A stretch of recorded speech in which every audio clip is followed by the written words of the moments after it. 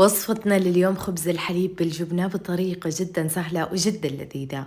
يا جماعة الطري وهش ومن جد لذيذ. اليوم بوصفتي حستخدم عجانتي من السيف جاليري يد اليمين بالمطبخ وما أستغنى عنها. أضفت كوب ونص من الحليب الدافي، ملعقة خميرة، ربع كوب حليب مكثف محلى، بيضة مع رشة فانيلا، جبنة كريمية والدقيق. أضفت عليها 50 جرام من الزبدة بدرجة حرارة الغرفة وأخذتها وعجنتها بعجانتي من السيف جاليري. سبت العجينة ترتاح ويتضاعف حجمها وبدأت أقسمها لقطع متساوية. فردتها بهذا الشكل وحشيتها بالجبنة وقسمتها بهذه الطريقة. وزعتها في صينية مدهونة بالزيت ودهنتها بخلطة البيض مع الحليب وخليتها ترتاح، وبعدها دخلتها الفرن. وبعد ما طلعتها من الفرن سقيتها بنص كوب من الحليب الدافي وكمان الحليب المكثف المحلى ورشة من جوز الهند.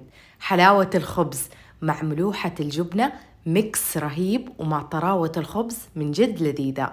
وبالعافية عليكم، لازم تجربوها وتعتمدوا